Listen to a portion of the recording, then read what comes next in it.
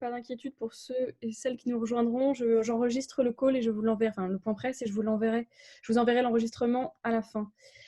Juste par sécurité et pour assurer une bonne qualité, je demanderai à tout le monde de se mettre en muet quand vous n'intervenez pas et de couper vos caméras. Moi, je le ferai également après pour qu'on ait seulement les intervenants, parce que c'est eux les stars, plus.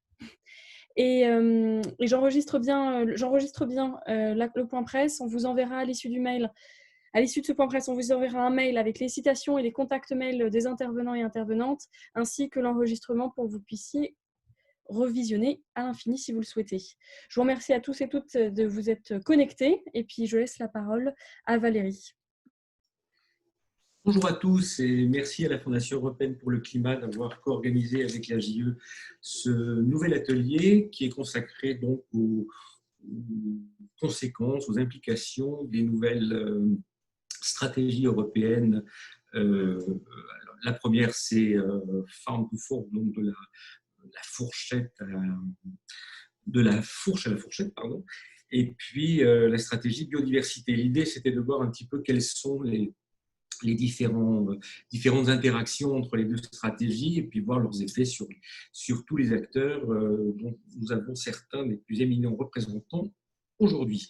Alors, pour laisser le plus de temps aux questions et aux réponses, on va tout de suite commencer. Je vais vous rappeler les personnes qui vont intervenir. Elles devront intervenir toutes 10 minutes chacune et puis après, on lancera la séance de questions-réponses. Donc, le premier sera Christian Wig, le directeur scientifique agriculture de l'INRAE. On va parler un peu technique. Petite modification dans l'ordre du jour, c'est Aurélie Catalo, la coordinatrice de la plateforme pour une autre PAC, qui interviendra en deuxième position, puisque Éric Andrieux est toujours dans le train, mais il nous promet d'en sortir très vite. Il prendra sans doute la suite. Et puis Jacques Pasquier, le représentant de la Confédération paysanne au sein du CESE, prendra la parole avant que nous nous intéressions au plan de reforestation que propose la Commission. Et pour nous en parler, nous laisserons la parole à Marco Onida, qui est l'un des experts de la DG Environnement. Christian Wig, vous allez commencer tout de suite. On va, j'imagine, parler un peu technique. Quels sont finalement les grands enjeux de la stratégie Farm to Fork et qu'est-ce que ça implique pour les agriculteurs? Merci Valérie. Donc, j'apparais sous un autre nom, c'est un compte collectif sur Zoom, et donc ils m'ont mis avec ce nom-là, mais c'est pas très grave. Donc, je suis effectivement Christian Wig. Merci de m'avoir invité à dire quelques mots sur la stratégie, tout ce qu'il y a derrière le Green Deal et quels sont les champs d'opportunités que ça donne et les enjeux qui sont derrière. En fait, c'est intéressant de voir que la stratégie du Green Deal a été publiée alors qu'on était tous enfermés chez nous dans une crise sanitaire. Et en fait, cette crise sanitaire, elle a confirmé les différents enjeux qu'on devait chercher à concilier, des enjeux de sécurité alimentaire, la difficulté qu'il y a, même quand tout le monde est chez soi, de réduire les émissions de gaz à effet de serre que l'on a, le fait que l'état de la biodiversité, même s'il y a un peu plus d'oiseaux sur les pistes d'Orly, de fait, la biodiversité ne se répare pas en 2 temps 3 mouvements. Donc, il y a de ces enjeux-là, climat, biodiversité, changement climatique, sécurité alimentaire. Et on a aussi vu la difficulté qu'il y a de les concilier. Ils ont tendance à être corrélés négativement. Le comité qui évalue l'atteinte des enjeux, enfin des objectifs du développement durable des ODD, montre qu'ils ont tendance à être corrélés négativement, et de fait, ils sont vraiment corrélés négativement. Et donc, on doit trouver des moyens pour explorer, définir l'espace de conciliation possible. Qu'est-ce que l'on doit changer dans nos organisations, dans nos pratiques, dans nos fronts de connaissances, ça c'est mon job de directeur scientifique, pour explorer, augmenter l'espace qu'on peut combiner. Cette crise, elle a aussi alimenté un point qui est très très présent quand on réfléchit par exemple au changement climatique, qui est comment nos systèmes sont. On utilise toujours le terme résilient, en fait, c'est pas ça qu'on attend. On attend qu'ils soient robustes, c'est-à-dire qu'ils ne se déforment pas sous l'effet d'une crise. Et dans le cadre de la crise sanitaire, de fait, ils se sont déformés fondamentalement, et ce que l'on espère, c'est qu'ils vont retrouver un état d'équilibre assez rapidement. Et en fait, quand on parle de monde d'après, ça veut dire qu'on espère un état d'équilibre qui ne soit pas exactement l'état d'équilibre d'avant. Et quand on entend un certain nombre d'émissions de journaux télévisés ou qu'on lit les actualités, en fait, et que tout le monde parle de repartir en vacances, on voit bien que tout le monde rêve de revenir au monde d'avant le plus vite possible. Donc, la question de la résilience et de la résistance et de la robustesse des systèmes est posée. La crise que l'on a connue, alors ne vous inquiétez pas, je n'oublie pas le Green Deal et ses différentes stratégies. Quelque chose qui va alimenter le Farm to Fork, c'est la question des différents systèmes alimentaires qui doivent coexister. En fait, on doit réussir à faire coexister des filières longues et des filières courtes en local. Je voudrais préciser filière longue et filière courte. Les filières longues sont les filières qui vont avoir des produits transformés, pas ultra transformés, des produits transformés. 80% de ce que l'on consomme en moyenne est un jour passé dans une industrie agroalimentaire. Et puis, vous avez des filières non transformées, les fruits et un certain nombre de légumes. Et le comportement des consommateurs durant cette crise a montré en fait l'importance qu'il y avait de concilier ces deux types de filières, mais qui traduit deux choses. En fait, ça traduit deux espaces. Il y a une demande de reterritorialisation reterritorialisation de la production et de la consommation, donc raccourcir aussi la chaîne physique. Et puis, on vit dans un espace qui, de fait, est plus grand quand on parle de souveraineté alimentaire. Ce n'est pas la souveraineté alimentaire de la France, c'est la question de la souveraineté alimentaire de l'espace européen qui est posée. Et c'est ça qui justifie d'avoir une stratégie européenne Farm to Fork. Donc, cette question de la coexistence, elle est posée et elle se pose en même temps qu'on vit une transition alimentaire. La transition alimentaire que l'on vit en Europe, en France et en Europe, c'est la réduction progressive, limitée, mais progressive quand même, de la part des produits animaux dans les régimes alimentaires. On est monté jusqu'à 62% des protéines que nous consommions qui étaient des protéines animales. Ça baisse doucement, on doit arriver à 60%. Et cette question-là, cette transition-là, elle a deux incidences. Le premier, c'est le poids que ça donne, la pression que ça met sur les filières animales en France. Et le deuxième, c'est tout compte fait, le fait que vous mangez moins de produits animaux, qu'est-ce que ça engendre comme besoin sur les autres filières? En fait, on discute beaucoup et on met beaucoup de pression sur les productions animales, mais on réfléchit peu aux incidences sur le reste. Donc, c'est le deuxième point sur lequel je voulais insister. On est face à cette transition alimentaire et on doit y répondre. Et la stratégie Farm to Fork, elle adresse ça. Elle dit il faut assurer la sécurité alimentaire, mais une alimentation d'une personne, ce n'est pas 2500 kilocalories par jour, c'est une diversité de produits. Donc, on doit assurer ces filières.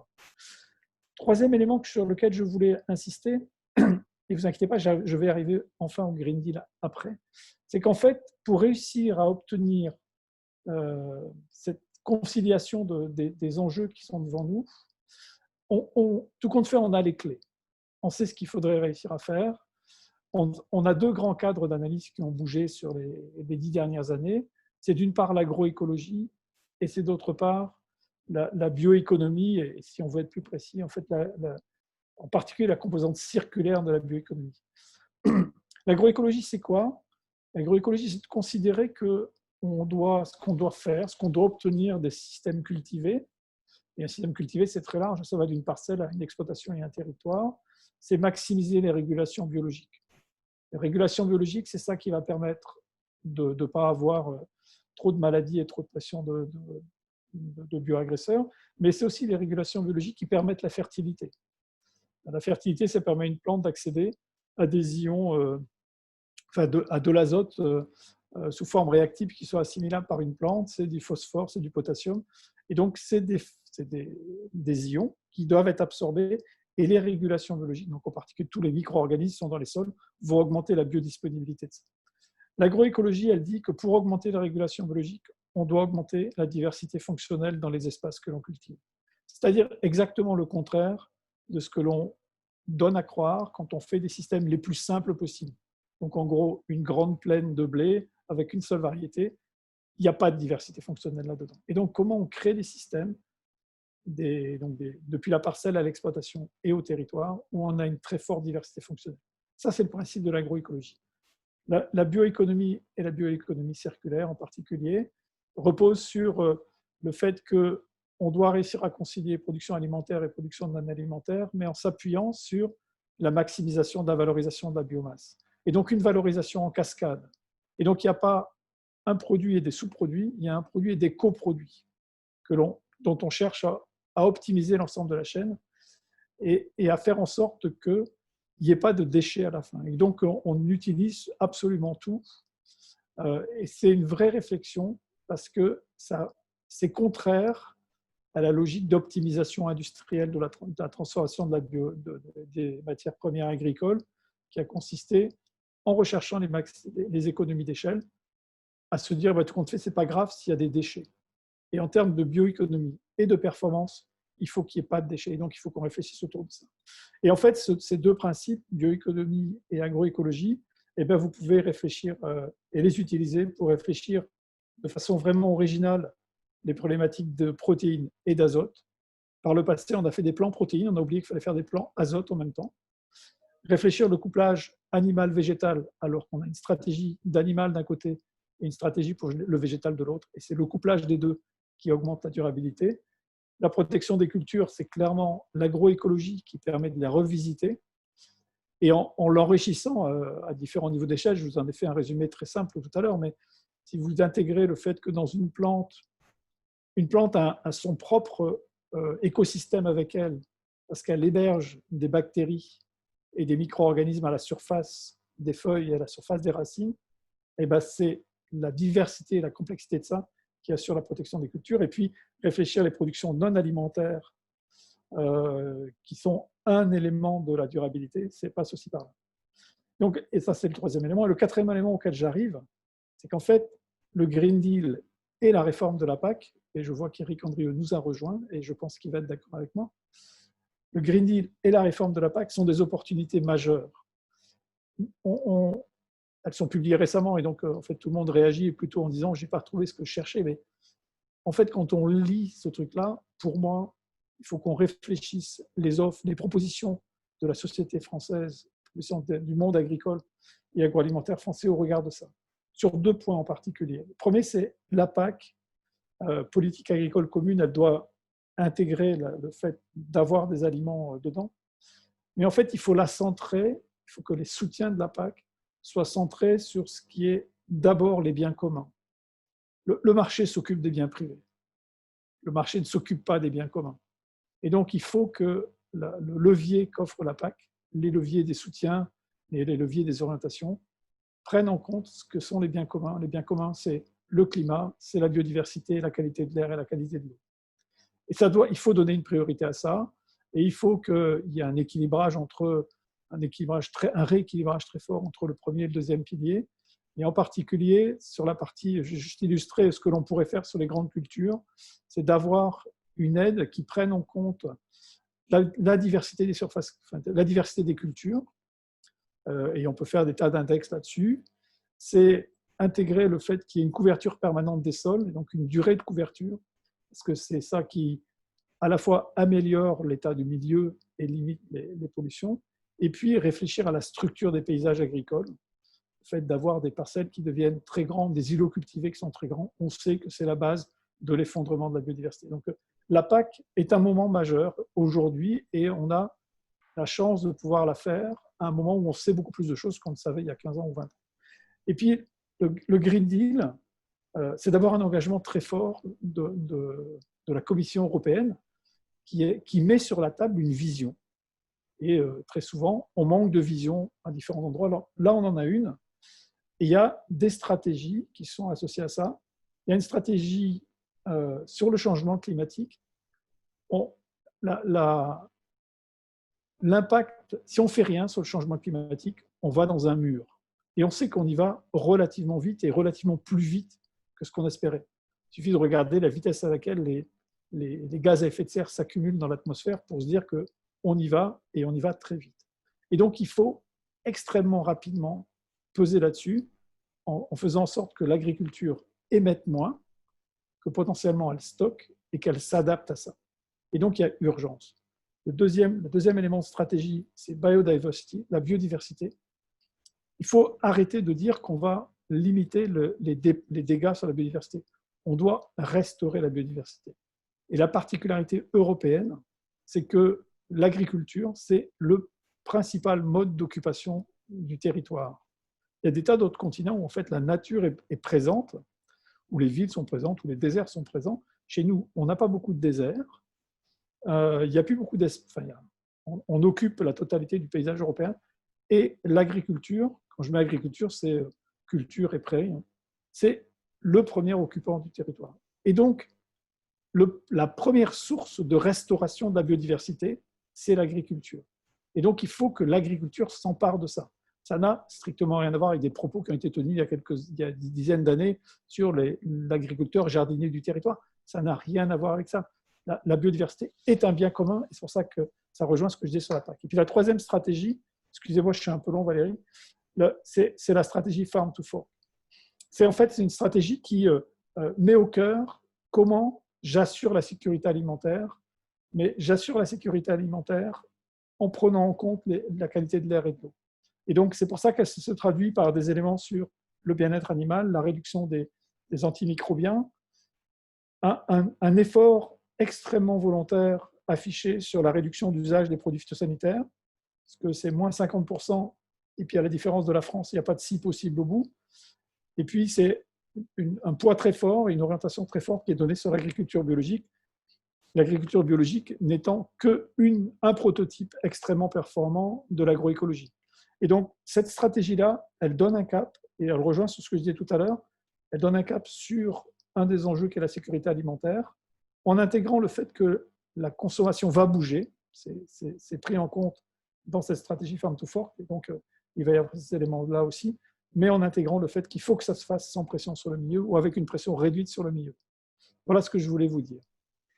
Merci Christian Louis pour cette excellente entrée en matière. Aurélie Catalo, vous êtes coordinatrice de la plateforme pour une autre PAC. On a vu il y a quelques jours que la Cour des comptes européenne avait dit tout bien qu'elle pensait des effets sur la biodiversité de la politique agricole commune. J'imagine que vous avez beaucoup de critiques à formuler sur l'ancienne PAC et celle que nous sommes en train de rédiger. Peut-être au préalable, pour celles et ceux qui ne vous connaissent pas, rappeler ce qu'est la plateforme pour une autre PAC. Oui, bien sûr. Est-ce que vous m'entendez bien? Parfaitement. Ok, super. Alors, en quelques mots, la plateforme pour une autre PAC, c'est un collectif interorganisation qui réunit aujourd'hui 42 structures qui sont de nature différente. On a des organisations paysannes. D'ailleurs, Jacques Passier de la Confédération paysanne, ici présent, est un membre actif de Pour une autre PAC au titre de la Conf. Nous avons également des organisations de bien-être animal et des organisations environnementales, des organisations de solidarité internationale et pour finir, des organisations que nous on appelle de citoyens consommateurs, donc qui travaillent plutôt sur les enjeux de santé, d'alimentation, de développement territorial.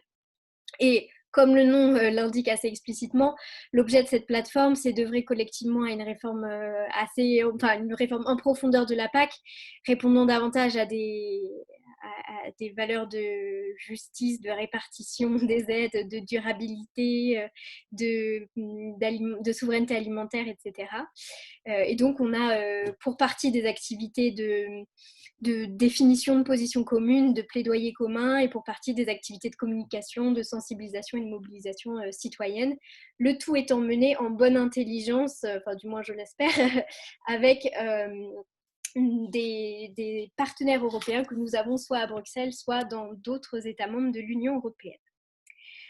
Alors, effectivement, comme vous le disiez, vous le supposiez assez justement, pour une autre PAC est assez critique de la manière dont la PAC actuelle est pensée.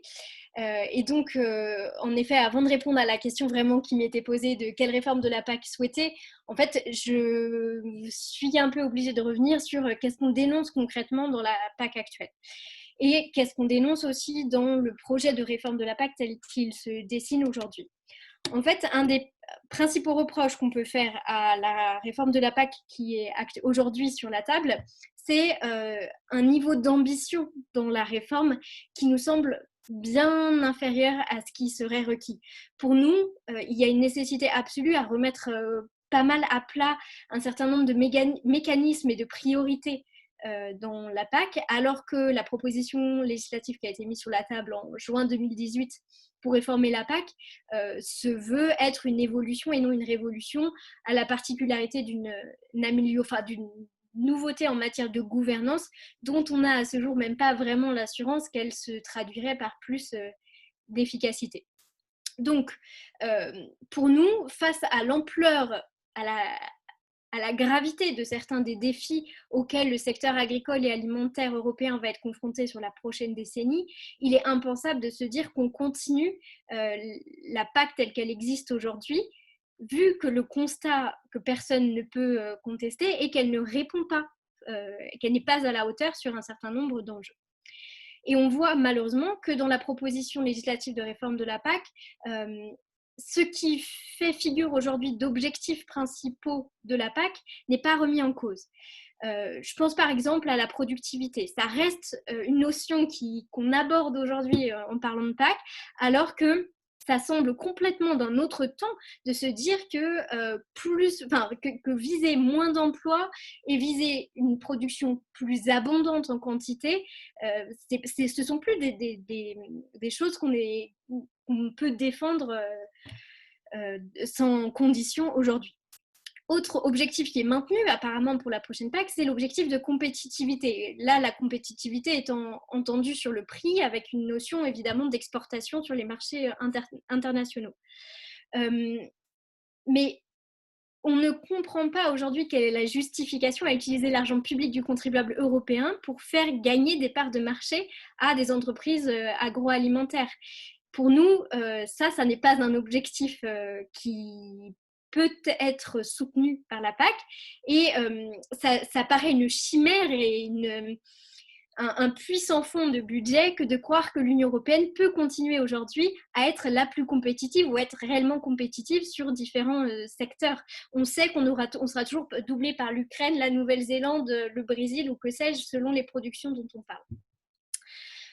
La PAC, elle est censée aussi avoir pour objectif le revenu des agriculteurs. Or, qu'est-ce qu'on observe? C'est que clairement, là-dessus, c'est un échec, puisque je ne vous rappelle pas les chiffres, mais globalement, on ne peut absolument pas se satisfaire du niveau de revenu des paysans aujourd'hui en France comme en moyenne dans l'Union européenne.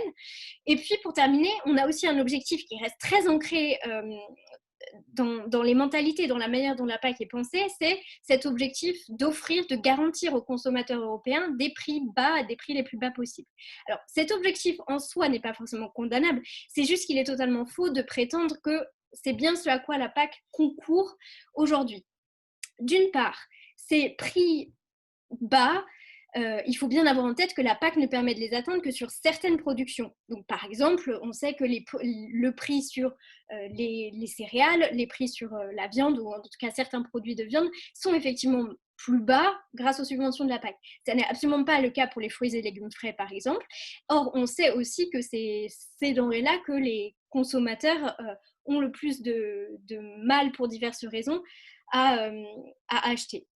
C'est prétendre aussi que la PAC a cet objectif de prix bas pour les consommateurs, c'est nier qu'une partie croissante des consommateurs européens est aujourd'hui prête à ne plus faire du prix bas son seul guide d'achat. Et de plus en plus d'autres valeurs, d'autres considérations prennent le pas. Et puis, dernière remarque, et peut-être la plus importante, prétendre que la PAC parvient à garantir aujourd'hui des prix bas aux consommateurs, c'est nier les problèmes d'accessibilité à l'alimentation qui restent un problème majeur aujourd'hui en France. On a encore des graves problèmes d'insécurité alimentaire. On a encore des consommateurs qui ne peuvent de toute manière pas aller au supermarché s'acheter la viande ou les céréales subventionnées. Et donc aujourd'hui, on ne peut pas prétendre que la PAC permet à tous les citoyens européens d'avoir accès à ces denrées-là. Donc, pour nous, il est évident que la prochaine PAC, elle doit oser remettre en cause des aides qui sont un peu symptomatiques des écueils de la PAC actuelle. Je pense par exemple au paiement découplé. Donc, c'est-à-dire, le paiement découplé, c'est vraiment l'aide phare et l'aide de base de la PAC. C'est l'aide allouée à l'hectare à toutes les fermes qui souscrivent à la PAC, avec un conditionnement qui ne va pas au-delà de ce qu'il y a déjà dans le droit européen, pour le dire de manière assez simple. Ces paiements découplés sont alloués selon le mantra que plus une ferme a d'hectares, plus elle reçoit d'aide. Aujourd'hui, ce principe-là n'est vraiment plus recevable. Au nom de quoi la grandeur d'une ferme, enfin la taille d'une ferme justifie qu'elle reçoive plus de subventions que son voisin, alors même qu'on a de nombreuses études scientifiques qui montrent que en moyenne les fermes les plus grandes ont des pratiques moins vertueuses pour l'environnement et qu'en moyenne les fermes les plus grandes sont moins pourvoyeuses d'emplois. Donc ce principe aujourd'hui d'allocation des paiements découplés et le fait que les paiements découplés continuent à être vus comme vraiment l'aide majeure de la PAC, continuent à être vus comme le filet de sécurité pour les agriculteurs, pour nous ça c'est un des points fondamentaux auxquels il faut oser s'attaquer dans la réforme de la PAC. Je peux citer quelques autres aides qui sont assez symptomatiques de la manière dont fonctionne la PAC actuelle. On a par exemple des aides couplées à l'élevage, donc qui sont allouées par nombre d'animaux d'élevage, qui ne sont absolument pas conditionnées au type d'élevage qui est soutenu. Donc, que ce soit un élevage à l'herbe qui est plutôt bénéfique au climat ou un élevage au contraire intensif qui lui va être significativement néfaste sur le climat, c'est la même chose et les deux ont droit aux aides couplées. Et puis, je sais pas, il y a aussi les aides à l'investissement qui poussent au surendettement, au surinvestissement des paysans. On a une organisation commune des marchés, donc une régulation des marchés qui continue à être vraiment le parent pauvre de la PAC et qu'on continue année après année, ou plutôt réforme après réforme, à affaiblir.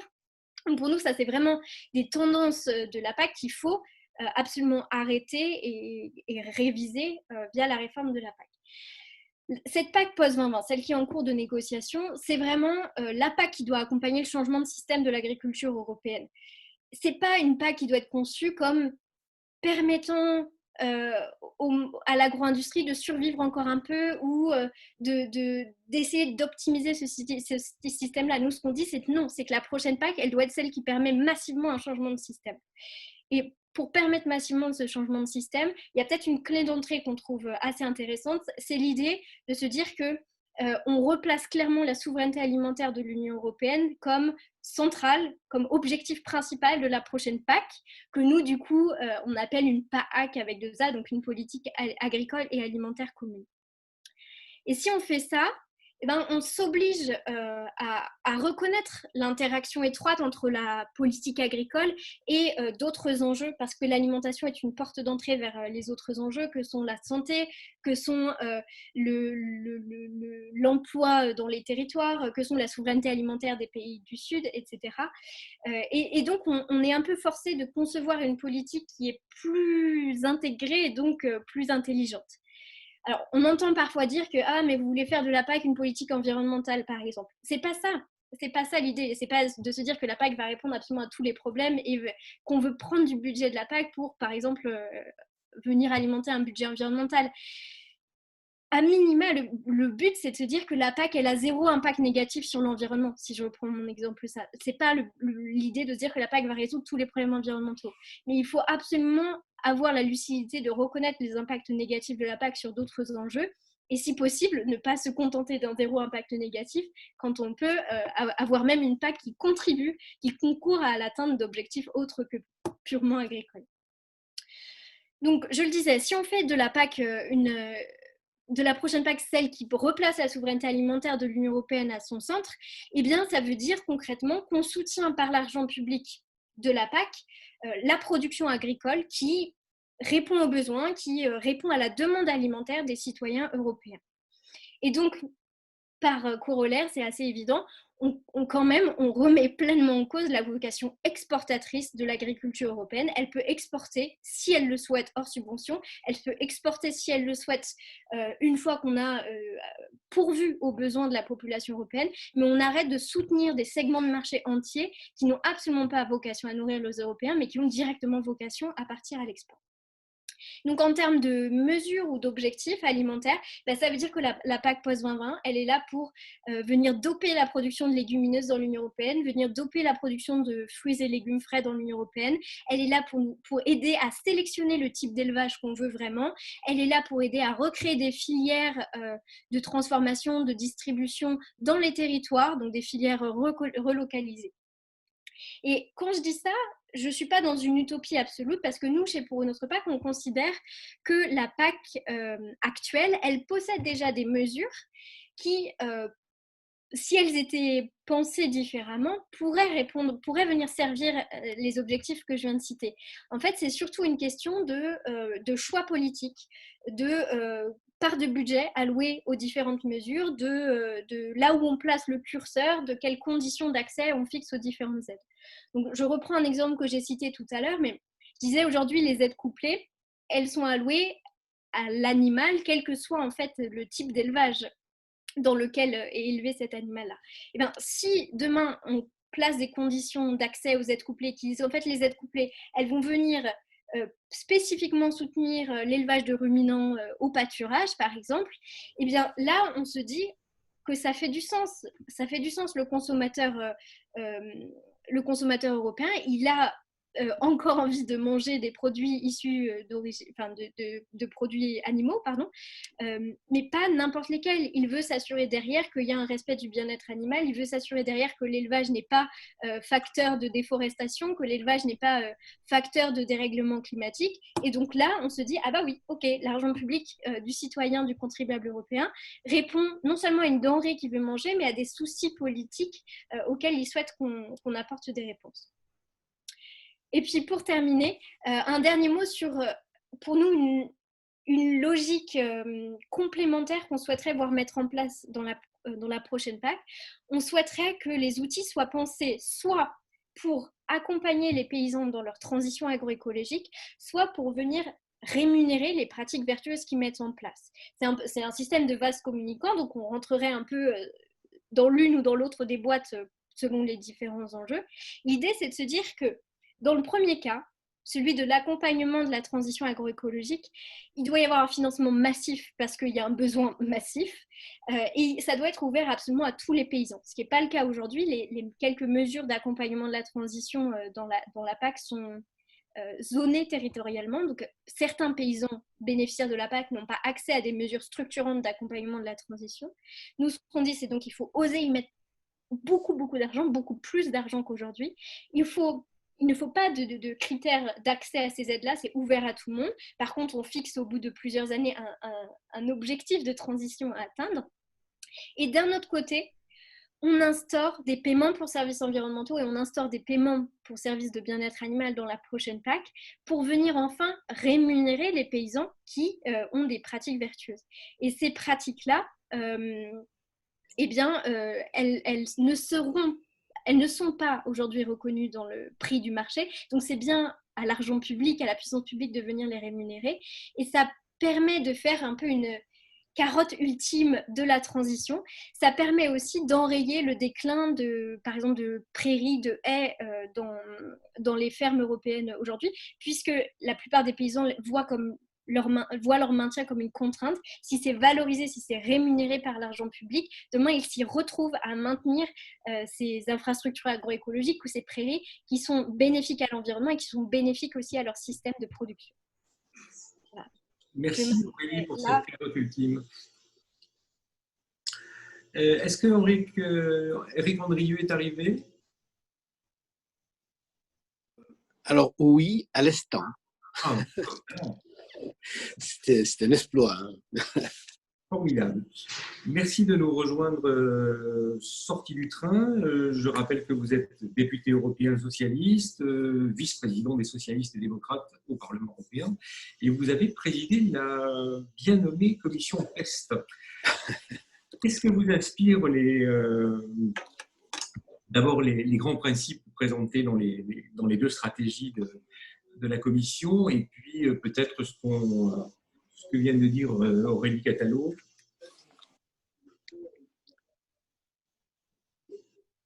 Alors, est-ce que vous m'entendez? Très bien. Ah, très bien, super.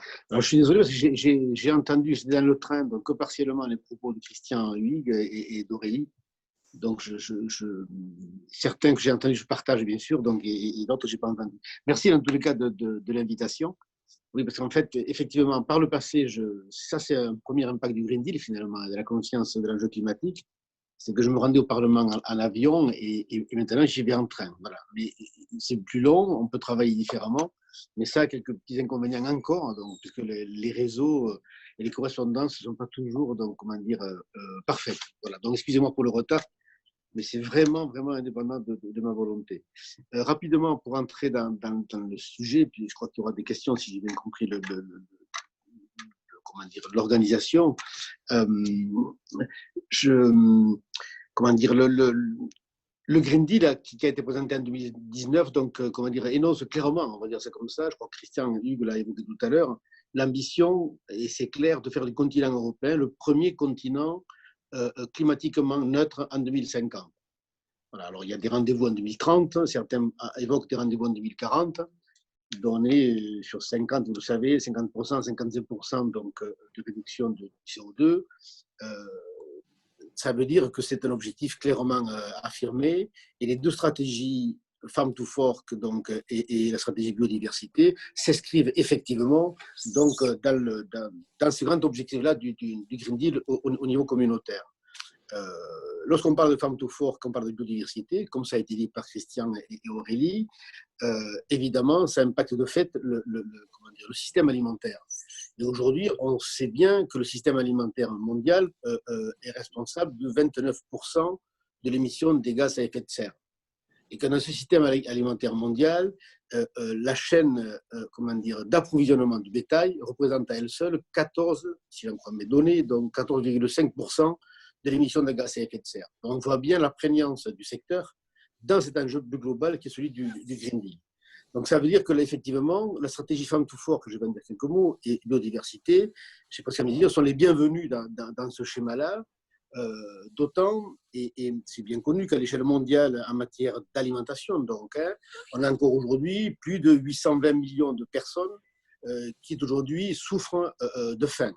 Et au total, si j'en grossis mes données, c'est autour de 2 milliards d'individus qui souffrent d'insécurité alimentaire que l'on qualifie de modérée ou grave. Donc on est bien dans une problématique bien globale. Et parallèlement à ça, nous avons 20% donc, de la nourriture produite qui est gaspillée. Et encore parallèlement à ça, on a une obésité qui augmente, avec des incidences du lien entre l'alimentation et la santé humaine. Donc voilà. Donc on est dans une problématique qui est à la fois complexe, ça a été évoqué précédemment, donc sur lesquelles, dans tous les cas en termes d'objectifs, donc, le Green Deal, Farm to Fork et la stratégie biodiversité semblent vouloir répondre. Moi, je me suis intéressé par rapport à notre sujet là aujourd'hui, plus, et puisqu'on complétera, puisqu'on ne peut pas en 10 minutes tout développer, plus finalement aux moyens pour parvenir finalement à atteindre les objectifs qui sont fixés. On parle d'objectifs en matière de pesticides, on parle d'objectifs dans Farm to Fork en matière d'intrants, donc d'engrais, on parle d'objectifs de reconquête finalement. Les questions sont, et je ne vais pas aller trop dans le détail, mais outre l'aspect budgétaire, qui est un vrai sujet d'ailleurs, donc, et outre, je dirais, la refonte de l'outil PAC, tel que Aurélie vient de le développer, sur lequel on peut revenir dans la discussion, on mesure bien d'abord que le budget, donc, on a sur la table donc, des éléments budgétaires qui sont à discuter, mais enfin, on a une proposition sur le cadre financier pluriannuel qui est plus proche de la position donc, du Conseil de 2018 que celle du Parlement européen. Nous, on était à 1,3. Là, on est sur une proposition à 1,1 de la part de la Commission, d'une part. Donc, ça veut dire qu'on va voir comment. Je voudrais préciser les unités de mesure. Oui, c'est 1 billion. On est à 1 billion 100 milliards, c'est ça, pour ce qui est comment dire, d'unités de mesure. Donc, hein, pardon. Et de ce fait, on va voir comment ça va se traduire directement dans la réforme. Ce qui apparaît là, et là, bon, je ne vais pas rentrer sur le débat budgétaire, c'est un élément trop technique qui nous prendrait du temps, mais c'est que dans le plan de relance, il y a 15 milliards qui sont venus abonder le second pilier de la réforme. Et là, en cela, ça répond à l'idée émise par Christian tout à l'heure, dans le cas de rééquilibrage des deux piliers. Et on voit bien, ça je vais en dire deux mots là-dessus tout à l'heure, que les 15 milliards sur le second pilier, il faut voir comment dans le second pilier, ces 15 milliards vont être redistribués. Mais on peut, a priori, espérer que ce qu'on appelle les mesures agro-environnementales, justement, soient les principales bénéficiaires de ces 15 milliards au regard de la stratégie Farm to Fork et biodiversité. Mais au-delà des moyens budgétaires, on voit bien, effectivement, lorsqu'on voit en France, comment dire, je veux dire parler d'échecs, en tous les cas, ou la non-réussite, pour avoir un propos élégant, de la stratégie ou des programmes éco-phyto, où on avait comme objectif de réduire de 50% les pesticides pour 2008. Les résultats aujourd'hui, si j'en crois aussi mes chiffres, c'est qu'on est à moins de 13%. On voit bien que ce n'est pas une situation simple. Et moi, je pense qu'il faudrait avancer sur des schémas matriciels, j'ai envie de dire, donc, au niveau agricole. Au-delà de la réforme de la PAC, j'en dirai un mot tout à l'heure. Moi, je me demande s'il ne faudrait pas des mesures, et c'est au sérieux, c'est pour ça que je rejoins les propos de Christian Hugues tout à l'heure, pour arrêter la concentration, comment dire, géographique des élevages et la spécialisation des territoires. Pourquoi? Très simplement parce que nous savons tous ici que plus il y a de diversité dans les assolements, moins il y a besoin de pesticides. Et tout simplement par une meilleure expression de la régulation naturelle des agrosystèmes. Il faut parce que le modèle de la polyculture-élevage, je pense que là, il faut vraiment mener ce combat-là, reste, comment dire, un optimum par les complémentarités qu'il permet. Et effectivement, lorsqu'on parle d'économie circulaire, on est au cœur d'un vrai sujet. Et ça, la non-spécialité, c'est un sujet qu'on n'a pas abordé au niveau communautaire et qu'il faudrait certainement développer. Donc, ça veut dire quoi? Qu'au niveau européen et pas au niveau national, c'est un des défauts de la PAC actuelle également, cette volonté de renationalisation donc de la politique publique. Moi, j'attendrai de la Commission une stratégie pour limiter la concentration de l'élevage dans les régions du nord-ouest de l'Union européenne.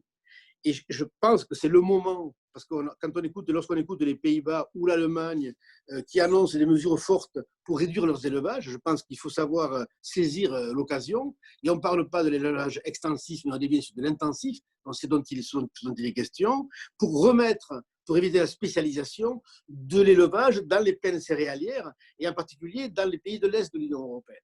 C'est-à-dire que cette notion de spécialisation qui a mené à la situation dans laquelle nous sommes aujourd'hui, c'est qu'en matière de sécurité alimentaire, et je me suis déjà exprimé là-dessus, mais on voit bien qu'on joue le rôle, c'est le rapport de la cigale et de la fourmi. Vous savez comme moi qu'on n'a pas de problème de stock alimentaire au niveau mondial, donc, mais qu'aujourd'hui, 55% du stock de céréales est stocké en Chine, quoi. Et qu'au moment où nous parlons, je l'ai évoqué dans un média cette semaine, au moment où la Chine a 9 mois d'autonomie alimentaire en céréales, nous, on a 43 jours au niveau de l'Union européenne. Donc ça, c'est les sujets sur lesquels, en termes de géostratégie ou de géopolitique, il faudrait que l'on s'accorde de façon donc, prospective. De mon point de vue également, il manque à la stratégie Farm to Fork une stratégie pour limiter notre dépendance aux importations de soja. Voilà. Et retrouver cette autonomie protéique. C'est qu'aujourd'hui, on ne peut pas continuer à dépendre de 80% du soja d'Amérique latine, donc, qui est du soja OGM, alors qu'il y a véritablement un espace, on en a parlé tout à l'heure, pour un plan protéique donc, européen. Et je pense qu'il est vraiment temps. On avait, à plusieurs reprises, on a mis ce dossier sur la table. Mon collègue Jean-Paul Denanot avait fait un rapport il y a 2 ans là-dessus, donc, pour dire l'impérieuse nécessité d'avancer là-dessus. Rien ne se fait du point de vue de la Commission. Ça veut dire que si on veut utiliser moins de pesticides et moins d'engrais, il faudra peut-être qu'on aborde les politiques de fond avec des véritables stratégies. Voilà un petit peu moi ce que je voulais dire. Après, je ne veux pas aller sur la réforme de la PAC trop, donc, mais je peux en dire aussi un mot. Je pense qu'effectivement aujourd'hui, j'ai entendu quelques propos de Réli, là, on est en phase au niveau du Parlement de, même si c'est un peu complexe, mais de valider les 3 rapports, à la fois sur les plans stratégiques, le rapport donc, sur l'OCM, ça c'est celui dont j'ai la responsabilité, et le rapport sur le volet horizontal. Même si dans les plans stratégiques, il y a des tensions, et ça vous savez bien certainement, au sein du Parlement, entre le volet envie et le volet agri. Et ce que je dis, moi, ça fait partie de mon propos dans cette séquence-là, c'est que nous venons de voter une transition, et la Commission a dit d'accord dès le premier trilogue de 2 ans, Et moi, je pense que là, il faut savoir raison garder et qu'il serait, comment dire, urgent de reconsidérer la proposition de la Commission, qui est une proposition qui remonte à 2018. Et qu'effectivement, à la fois, et là je partage les propos d'Aurélie, donc, sur la question des paiements découplés, c'est un véritable sujet. Si on doit réformer le modèle agricole, les paiements découplés en l'état, quoi qu'en disent certains éminents responsables de la Commission, ne sont pas adaptés pour modifier le modèle de production. Or, dans Femmes du Fort, c'est clair. On va sur un changement de modèle de production, changement de modèle de transformation, changement de modèle de consommation. C'est ça un petit peu le grand défi. Et si on ne met pas les outils, et la PAC en est un, en concordance avec les objectifs, en dehors des moyens budgétaires, je pense qu'on prend une grande responsabilité de voir une nouvelle réforme qui va se mettre en place pendant 7 ans, donc, et qui, in fine, ne répondent pas aux objectifs que l'on peut se fixer à travers Femmes tout fort aux biodiversités. Donc là, je pense qu'il y a urgence pour prendre du temps à la réflexion. Il y a encore temps, si ça me permet, c'est là au sein du Parlement, pour reconsidérer la proposition faite par la Commission européenne. Voilà, je vais m'arrêter là parce que je préfère répondre aux questions tout à l'heure. Merci Éric Andrieux. On va passer la parole maintenant à un professionnel de la profession, Jacques Pasquier. Vous représentez la Confédération paysanne au sein du Conseil économique, social et environnemental, dont je pense que nous aurons l'occasion de parler dans les semaines qui viennent. Tout à fait à votre disposition. Bonjour à tous, tout à fait à votre disposition pour parler du Conseil économique, social et environnemental, d'autant que j'ai été rapporteur d'un avis sur le rôle de l'Union européenne contre la déforestation importée il y a 15 jours et que c'est toujours d'actualité. Et c'est un peu le sujet qui fait ce sujet dont on parle ici. C'est-à-dire quel est, en termes de climat, l'impact de nos consommations européennes à travers ce que l'on importe et du commerce mondial. Je suis paysan dans la Vienne, par ailleurs, c'est quand même mon activité principale. Dans ce que j'ai entendu, là, je sais plus ce qu'il me reste à dire parce que c'est dommage que nous ne préparions pas la PAC, la future PAC entre nous. Christian Huyghe a fait une introduction que je partage à peu près à 100%. D'ailleurs, je me dis que si lui, il a fait ce chemin en 15 ans, l'agriculture française doit pouvoir le faire. Parce que j'ai connu Christian Huyghe sur d'autres débats où on était en contradiction et je trouve qu'il y a un progrès de l'INRAE aujourd'hui, c'est peut-être le changement de nom, sait-on jamais, mais qui est intéressante parce que ça veut dire qu'il y a une énergie qui impulse quelque chose au niveau de la recherche nationale. Néanmoins, dans ces interventions précédentes, il manque un élément. Bon, la stratégie de la fourche à la fourchette nous convient à la Confédération paysanne dans les objectifs. Dans les moyens, dans la recette, dans ce qui est exposé, nous avons beaucoup de doutes et même des craintes sur certains points, mais je vais y revenir. Le défi alimentaire, pour le monde d'après, aujourd'hui, il a besoin de régulation, il a besoin de répartition des productions et on a aussi besoin de donner de la visibilité aux agriculteurs sur leur métier, sur les prix dont ils vont pouvoir bénéficier. On a vu que la crise laitière là, a beaucoup déstabilisé la filière, qu'on aura sans doute un certain temps avant de retomber sur nos pieds. On a vu que la question de l'emploi, notamment des travailleurs saisonniers, a mis en difficulté bon nombre de secteurs de production. Et de fait, ça pose la question de la robustesse de ce modèle. Pour reprendre le mot de Christian Huyghe, la robustesse du modèle est totalement tombée à plat, au moins sur ces deux exemples. Et un élément qui a manqué dans les présentations précédentes, toutes intéressantes, c'est la question de l'emploi et l'emploi des paysans. Si on redonne de la visibilité aux paysans à travers des orientations qui répondent aux attentes de la société, à travers ces stratégies de la fourche à la fourchette, il faut encore que l'on ait des paysans suffisamment nombreux pour mettre en place la transition agroécologique. Si aujourd'hui, on contribue beaucoup aux gaz à effet de serre, si on a des régions spécialisées à outrance, en monoculture ou avec trop d'élevage sur un territoire, c'est parce qu'on avait une stratégie de réduction de l'emploi, ce que Aurélie Catalot évoquait à travers la course à la productivité, Et c'est à cause de ça qu'on a aujourd'hui des impasses en termes environnementaux, en termes climatiques, de protection des ressources, de la qualité de l'eau, des milieux et même de la biodiversité. Donc aujourd'hui, nous devons, le préalable est de se redonner les moyens d'avoir un travail paysan qui préserve les ressources et qui produise autrement. On a remplacé le travail des paysans par de la chimie, par de la mécanisation, les deux ayant recours aux énergies fossiles. Si on veut réduire notre impact sur le climat, il faut réduire notre consommation d'énergie fossile. Et ce n'est pas avec plus de mécanisation, plus de technologie qu'on va y arriver. C'est d'abord avec des paysans qui assureront une surveillance des milieux et qui auront une autre logique que produire beaucoup au plus bas prix. La PAC qu'on nous propose avait été élaborée avant la stratégie de la fourche à la fourchette et la stratégie sur la biodiversité. Et on nous propose dans ces stratégies la mise en place de crédits carbone, la mise en place de moyens technologiques tels que l'agriculture, auquel a recours l'agriculture de précision, la digitalisation comme moyen de gérer la fertilisation ou l'élevage, ou même la reforestation, ne sont pas les solutions immédiates les plus opportunes. À propos de reforestation, il faudrait d'abord arrêter de déforester. En France, pas du tout, on est plutôt en situation de reforester, mais à l'échelle mondiale, notre agriculture française et les élevages français contribuent à la déforestation.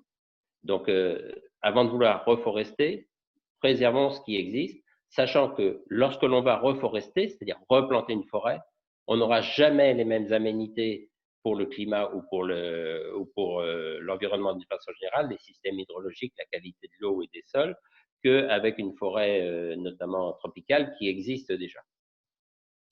Donc, les questions des crédits carbone, c'est quand même un marché de dupes. C'est juste de la financiarisation de l'environnement et on n'a jamais vu aujourd'hui que ça fonctionnait et c'est plutôt l'occasion d'un certain nombre de fraudes avec un manque de transparence de ces crédits carbone, parfois des doubles comptabilités, c'est-à-dire que celui qui finance est supposé financer une action par ailleurs, mais au bout du compte, la traçabilité manque et dans les faits, ça n'a rien apporté. C'est vraiment le changement des systèmes de production qui sont en jeu. Alors, si aujourd'hui on veut arrêter la déforestation et préserver le climat, parce que derrière la forêt, c'est quand même le climat, arrêtons d'importer du soja et donc trouvons des alternatives, d'autres modes d'élevage et arrêtons d'utiliser les agrocarburants de première génération. Les surfaces qu'on peut économiser, alors les agrocarburants de première génération, ils génèrent de la déforestation directe quand on est sur l'huile de palme en Asie, Indonésie ou Malaisie, mais c'est aussi de la déforestation indirecte. Quand on utilise des surfaces pour produire du colza qui sert à faire du diester ou des betteraves qui servent à faire de l'éthanol ou du blé, pour le même usage, par ailleurs dans le monde, on est susceptible d'occasionner une déforestation pour produire ces denrées alimentaires que l'on ne fournit plus. Et de fait, ces agrocarburants de première génération sont source de déforestation, donc néfastes.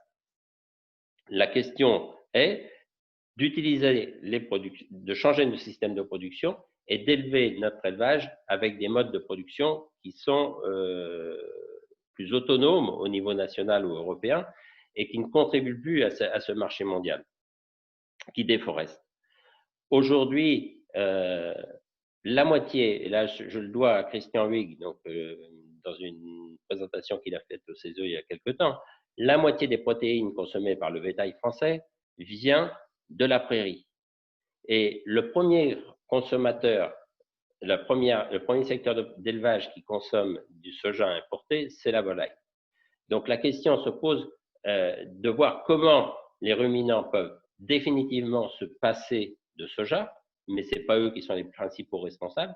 C'est aussi à travers les systèmes alimentaires, comme le disait Christian Huyghe, qu'on peut aussi avoir une vigilance sur cette façon d'importer du soja.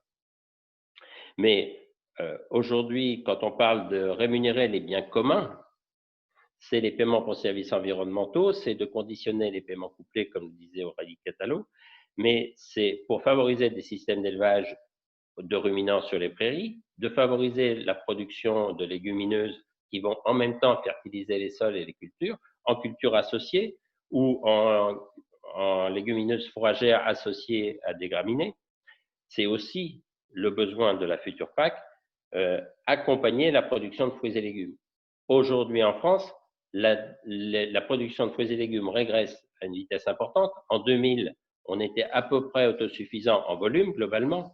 Aujourd'hui, on est à 50% d'importation. Il y a un vrai souci sur la production de fruits et légumes, dont on nous dit que c'est une alimentation saine et dont aujourd'hui on dépend des importations dans des conditions de production qui ne sont absolument pas tracées. À la Confédération paysanne, nous portons une revendication qui est totalement en désaccord avec le marché unique européen, mais quand on voit les disparités qu'il y a aujourd'hui dans le marché européen, on ne peut pas continuer à accepter d'avoir des prix de fruits et légumes qui rentrent en dessous de nos coûts de production et très en dessous de nos coûts de production. Pourquoi? Parce qu'il y a des rémunérations du travail qui sont complètement distorsive par rapport à ce qui se fait en France, et il y a même des recours à des systèmes de production qu'on n'accepte pas en France. Donc pour nous, la question des fruits et légumes demande un soutien spécifique très fort, très significatif. On le fait pour quelques fruits de transformation industrielle, de conserve. C'est quand même le compte que les fruits frais et les légumes frais ne soient pas soutenus aujourd'hui. Or, dans la crise du Covid qu'on vient de voir, les gens qui apportaient une alimentation saine et qui ont eu un certain succès, ce sont les maraîchers, par exemple, qui sont les grands oubliés de la PAC. Et j'en arrive aux aides à la surface. Aujourd'hui, avec ce système d'aide à la surface, le maraîcher qui produit sur 2 hectares ou 10 hectares s'ils sont plusieurs, n'est pas soutenu par la PAC. Comment est-ce qu'on fait évoluer ça par des aides aux petites fermes ou par une rémunération des actifs qui soit dans une autre logique que de rémunérer des hectares? Rémunérer des hectares, c'est tout le contraire d'une politique. C'est simplement un tiroir-caisse qui verse de l'argent à l'aveugle et de fait, c'est un système de rente dont on ne sait pas à quoi sert l'argent qui est utilisé. Et puis, le Green Deal et la stratégie de la fourche à la fourchette, ainsi que celle sur la biodiversité, sont intéressantes, certes.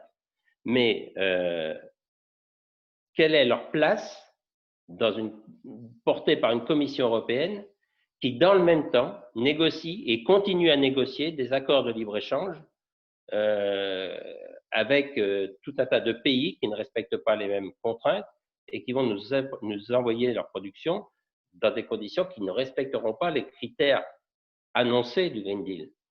Le même Timmermans, qui aujourd'hui est vice-président de la Commission et qui va porter le Green Deal, est le même qui était dans la Commission précédente, qui a pondu le Mercosur. Enfin, on a aujourd'hui l'exemple, le contre-exemple de l'action pour le climat à travers la déforestation et d'autres actions, c'est Bolsonaro. Et la Commission européenne s'est empressée à un moment où le Parlement européen n'était pas en situation de faire son travail parce qu'il y avait le renouvellement, de faire un accord avec le Mercosur. Depuis, il y a les négociations avec l'Australie et la Nouvelle-Zélande, il y a eu celui avec le Mexique, et si on continue à faire des accords de libre-échange dans ces conditions, pour lesquelles les questions environnementales sont parfois présentes, mais absolument pas contraignantes. L'un des problèmes des accords de libre-échange, on nous dit régulièrement que « ah non, mais c'est prévu ». Non, rien n'est prévu puisque rien n'est contraignant dans ces accords de libre-échange.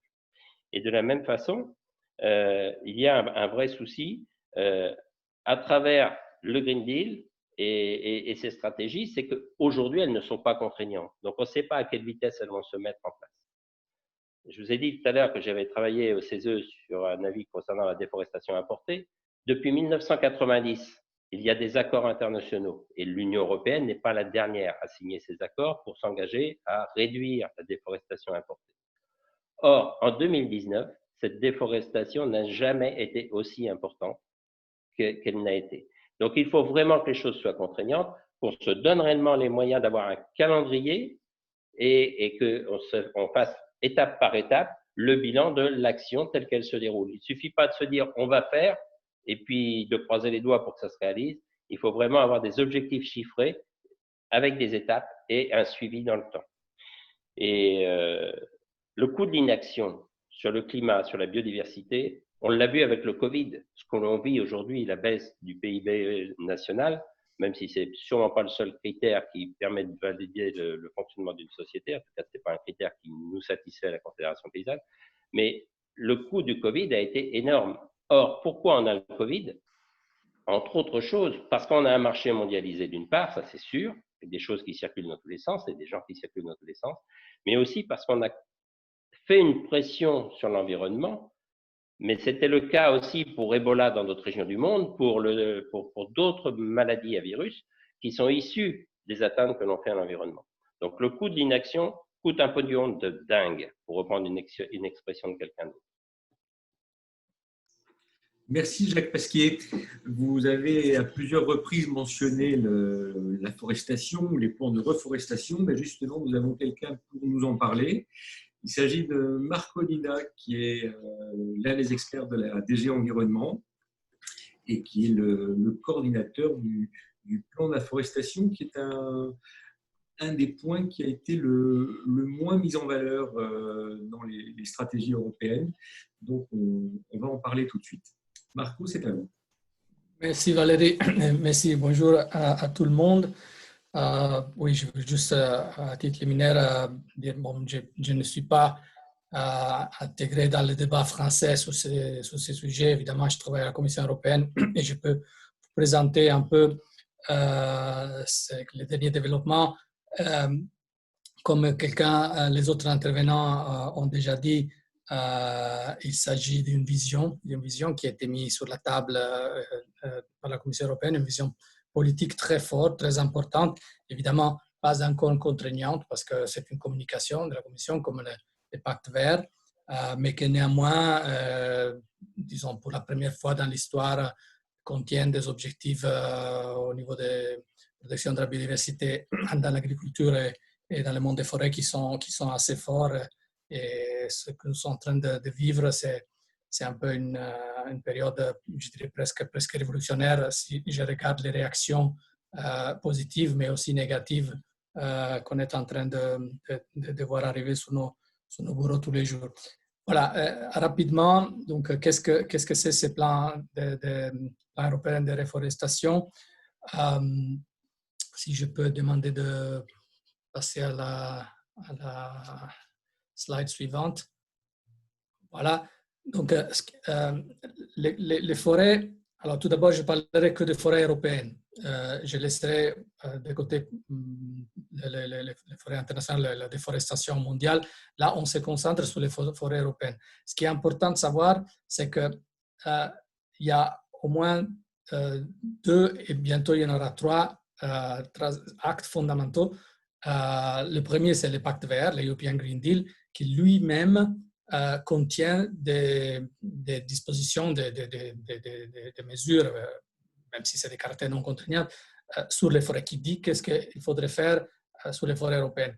Ceci a été décliné de manière un peu plus précise dans la stratégie biodiversité qui a été adoptée le 20 mai, et il faudra faire maintenant du travail ultérieur en vue d'une nouvelle stratégie européenne sur les forêts. Donc, ces 2 actes et demi, le troisième n'existe pas encore, il faut les regarder ensemble. Passons à la suivante. Voilà, le pacte vert européen, là, je vous demande pardon, là ils sont moitié en anglais, moitié en français, mais je pense que ça ne pose pas de problème.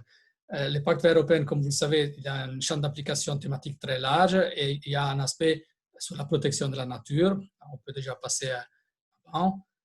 Là, vous avez parlé beaucoup des Farm to Fork, ça fait partie de tous les aspects du pacte vert, mais ici, on se concentre un moment sur l'aspect protection de la nature. Slide suivante. Voilà, quel est le problème des forêts reconnus par le pacte vert? Bon, le pacte vert reconnaît le fait que les écosystèmes forestiers européens sont soumis à une pression croissante qui est, entre autres, liées au changement climatique, mais pas seulement. Et il y a une reconnaissance du fait qu'il faut augmenter la surface, la qualité des forêts, en vue de, évidemment, atteindre la neutralité climatique, qui est un des objectifs principaux de l'Union européenne, et maintenir un environnement sain. Donc ça, c'est le problème. Si on passe à la suivante, on voit quelles sont les actions. Voilà, le Green Deal prévoit tout d'abord que sur la base, en s'appuyant sur la stratégie biodiversité, en anglais c'est Building on the Biodiversity Strategy, donc en s'appuyant sur la stratégie biodiversité qui vient d'être approuvée, l'Union européenne se dotera, et ça c'est prévu pour le premier trimestre 2021, de nouvelles stratégies sur les forêts. Avec, et ça c'est assez fort, assez révolutionnaire, comme principaux objectifs le boisement, la préservation et la restauration des forêts européennes. Évidemment, afin de contribuer à la séquestration, à la restauration du CO2, à la réduction des incendies, que, comme nous le savons, ont commencé à monter géographiquement et ils intéressent des pays comme les Pays-Bas qui n'avaient jamais été intéressés par des incendies de forêt ou la Suède. Promouvoir la bioéconomie, évidemment, sur la base du fait que les forêts sont reconnues comme ayant un caractère multifonctionnel. Inciter les propriétaires des forêts, les sylviculteurs à préserver la croissance des forêts et à intégrer des aspects de gestion durable dans les actions quotidiennes. Et ici, il y a aussi une liaison avec le fait qu'il faut aussi agir au niveau des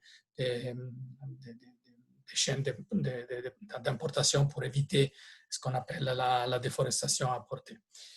Ça, c'est ce que le pacte vert prévoit de façon générale. Maintenant, la stratégie biodiversité, oui, c'était OK, on peut passer. La stratégie biodiversité qui vient d'adopter le 20 mai, qui a 4 grands chapitres, et nous retrouvons la forêt et notamment ce plan de réforestation européenne dans les 2 chapitres Protect et Restore, donc protection et restauration de la nature. On peut passer à la prochaine. Voilà, dans le chapitre protection, il y a un objectif de protection de 30% de l'espace terrain et maritime, et avec l'objectif spécifique de protéger de façon stricte au moins un tiers de ces zones. Et là-dedans, il y a une mention spécifique de ce qu'en anglais on appelle les old growth forests. En français, dans la version française de la communication, ça a été traduit comme les forêts primaires, ce qui est correct, primary, et anciennes. Et on m'a fait remarquer, bon, c'est pas nous qu'on fait la traduction, que les forêts anciennes en français ont un significat qui n'est pas nécessairement le même que old growth, parce que ça indiquerait des forêts qui n'ont jamais été gérées. Tandis que les old growth forests en anglais, ce sont des forêts qui ont un certain âge, mais ce n'est pas nécessairement des forêts qui n'ont jamais été fait l'objet d'actions de l'homme. Mais voilà, ce qu'on veut dire ici, c'est les forêts primaires, c'est les forêts évidemment vierges, le peu qui existent encore en Europe, et anciennes, c'est des forêts qui ont atteint un âge qu'aujourd'hui c'est très rare. Donc on parle de 1,4 maximum de 0,5% des forêts européennes, parce qu'évidemment on avait tout coupé en Europe pendant le début du siècle dernier, et puis on a replanté après la Deuxième Guerre mondiale un peu partout, mais avec une idée de planter et couper au bout de 60 ans. Voilà, les forêts anciennes ne sont pas définies en Europe, et donc un objectif, c'est de les définir de façon commune. On travaille sur ça en ce moment. Si on passe à l'aspect restauration, donc la prochaine slide, là, il y a des objectifs, je ne vais pas tous les lire parce que plusieurs ne concernent pas, la plupart ne concernent l'agriculture, dont vous avez déjà beaucoup parlé, mais là, vous voyez le fameux plan de l'Union européenne de planter au moins 3 milliards d'arbres supplémentaires, j'ajouterai, en respectant des critères écologiques. Je dis supplémentaire parce que les gens nous demandent d'où ça sort, ce chiffre 3 milliards. Bon, évidemment, ce n'était pas facile. C'était une demande politique qui nous a été... Donc, nos commissaires ont dit, voilà, on voudrait donner un signal fort, donnez-nous une estimation raisonnable. Et donc, ce que nous avons fait, nous avons trouvé une estimation de les dernières années, l'augmentation en nombre d'arbres en Europe qui est plus ou moins de 280 millions d'arbres par an. Et c'est une augmentation qui est due à la fois à la régénération naturelle et au fait que des arbres sont plantés. Et donc, on a considéré que 280 millions par an, c'est équivalent plus ou moins à 2,5 milliards, 3 milliards sur 10 ans. Et on a décidé qu'on allait doubler ce chiffre. Donc, les 3 milliards, c'est le rationnel, c'est de doubler ce qui se passerait de toute manière, si les conditions restent les mêmes, évidemment. Et donc, ça va demander, évidemment, un grand effort. Et là, maintenant, on est en train de se pencher sur comment mettre ça en pratique. Si on passe à la prochaine. Voilà, là, c'est les dispositions spécifiques sur les forêts qui sont contenues dans la stratégie biodiversité. Elles reflètent ce qui était déjà dit dans le pacte vert, donc l'augmentation de la qualité et surtout la résilience vis-à-vis des changements climatiques, afin que toutes les forêts européennes puissent continuer à remplir leur fonction de multifonction. À nouveau, il est répété qu'il y aura une nouvelle stratégie pour les forêts en 2021 qui s'appuiera sur la stratégie biodiversité et on développera ultérieurement le système d'information forestière de l'Europe parce que le problème des forêts, c'est qu'on n'a pas encore mis sur place un vrai système de monitoring et de collecte de données au niveau européen parce que les États ont considéré les forêts une partie de leur politique souveraine. Il y a beaucoup de gens aujourd'hui qui pensent que les forêts ne tombent pas dans les compétences communautaires, ce qui n'est pas le cas parce qu'on a beaucoup de réglementations en Europe qui concernent les forêts. On a même un arrêt de la Cour qui a dit clairement que les forêts tombent dans la base juridique environnement, du moment où la finalité, c'est la protection du climat ou de l'environnement. Si on passe à la prochaine. Voilà. Donc, boisement, reboisement et plantation d'arbres. Donc, c'est l'objectif que j'avais déjà illustré, planter au moins 3 millions d'arbres supplémentaires d'ici 2030. Évidemment, dans le respect des principes écologiques, en particulier en donnant une attention particulière aux villes et l'agroforesterie. Pourquoi ça? Parce que le risque de dire on plante 3 milliards d'arbres et où est-ce qu'on va planter? On va planter où il y a de l'espace libre. L'espace libre peut être un espace naturel qui est déjà valable soit en termes de performance climat, soit en termes de biodiversité. Donc, on n'a pas besoin d'aller planter des arbres dans les wetlands ou dans les prairies où il y a de biodiversité déjà suffisamment, il faut la protéger. Mais par contre, on sait qu'il y a un gros potentiel de planter des arbres dans les villes et aussi dans l'agriculture avec l'agroforesterie. Il est fait mention explicite de l'utilisation de la nouvelle PAC et surtout les plans stratégiques qui devront être adoptés l'année prochaine et même la création d'une nouvelle plateforme d'écologisation urbaine et l'utilisation du projet LIFE.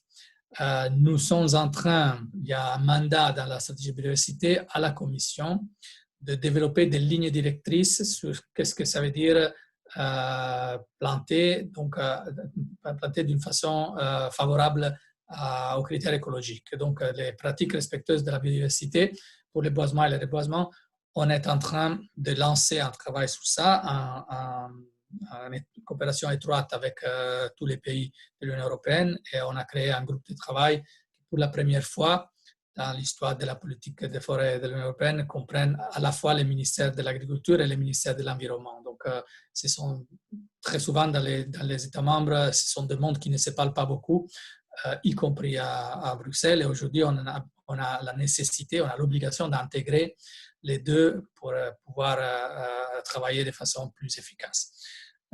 Voilà, si on passe à la prochaine, juste pour compléter, la stratégie biodiversité demande aussi que les forêts européennes soient couvertes par des plans de gestion, et surtout toutes les forêts de propriété publique doivent être gérées sur la base des plans de gestion et un nombre croissant de forêts de propriété privée.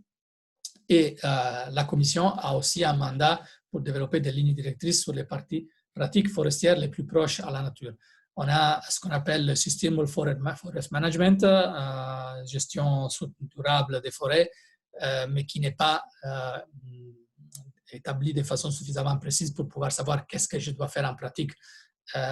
Et donc, comme il y a beaucoup de bonnes pratiques de gestion forestière qui est proche à la nature, on voudrait arriver à des lignes directrices qui soient communes en Europe sur ça.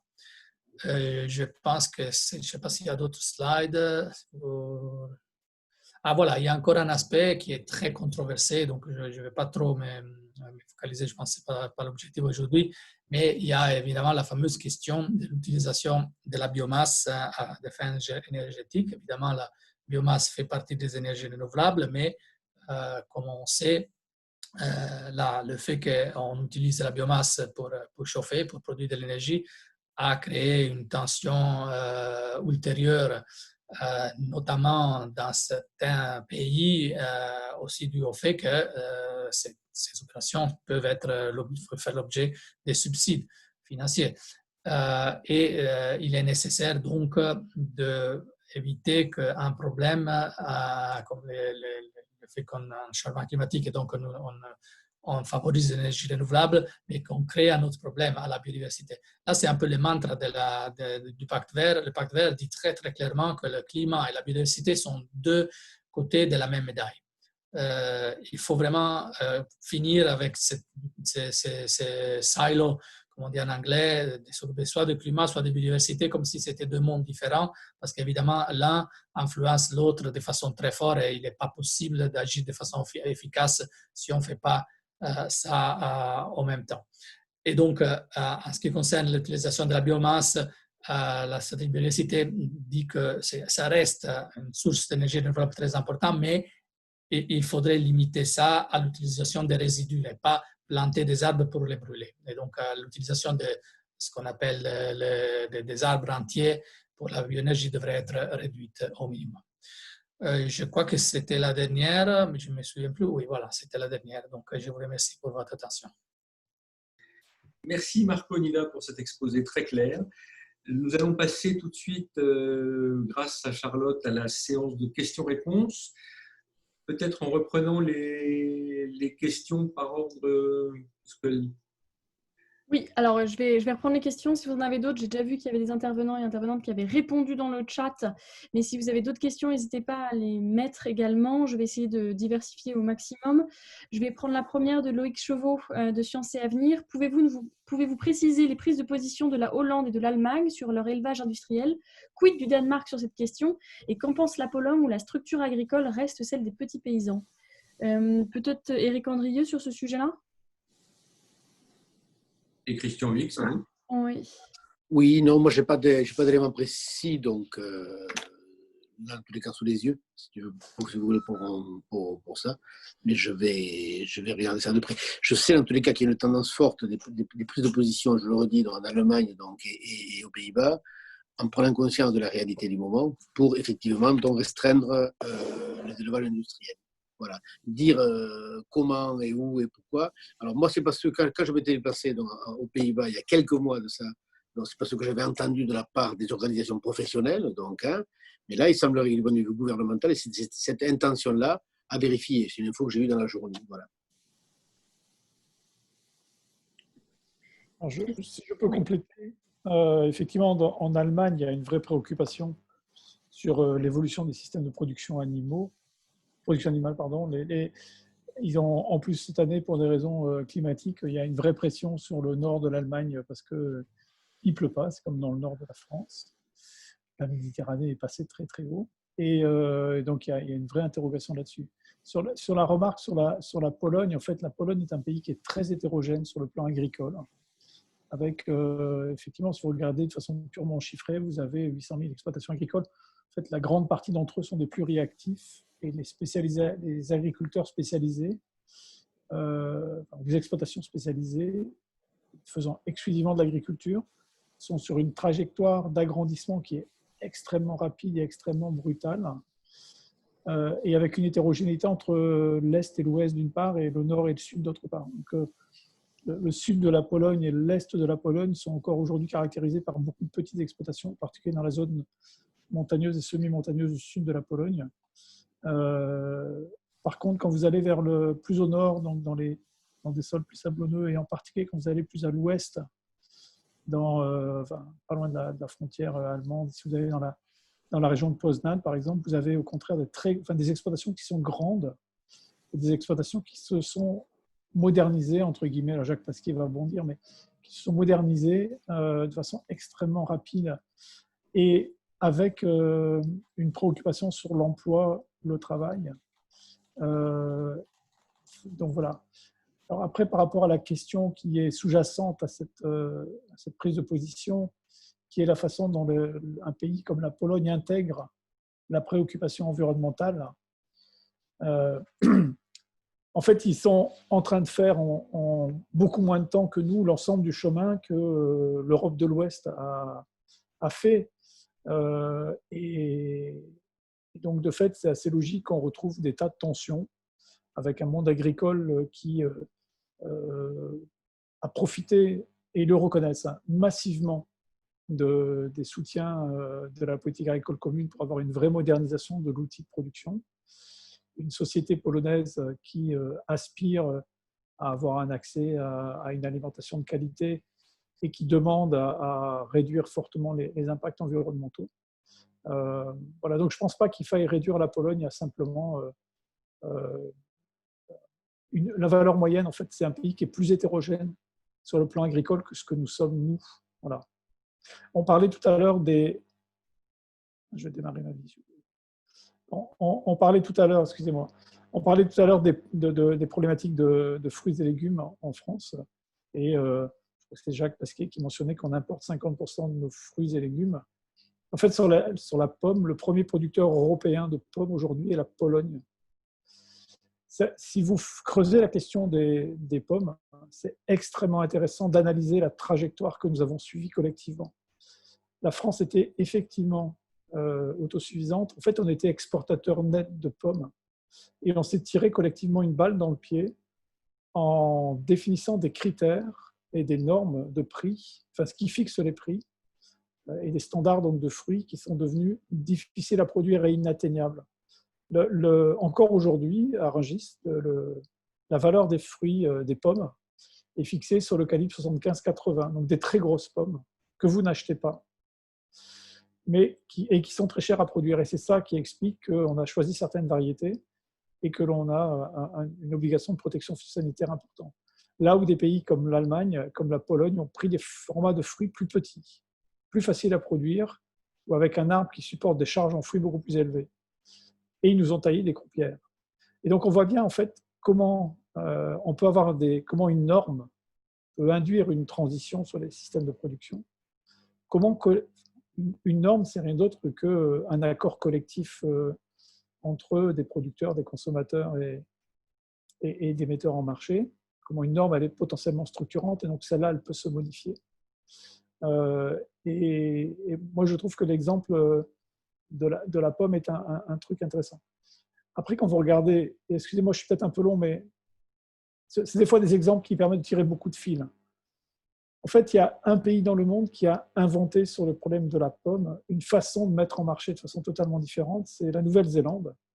Quand vous achetez des Pink Lady, vous avez tous déjà acheté des Pink Lady, des pommes très dures, particulières, enfin bref. En fait, elles sont commercialisées en club.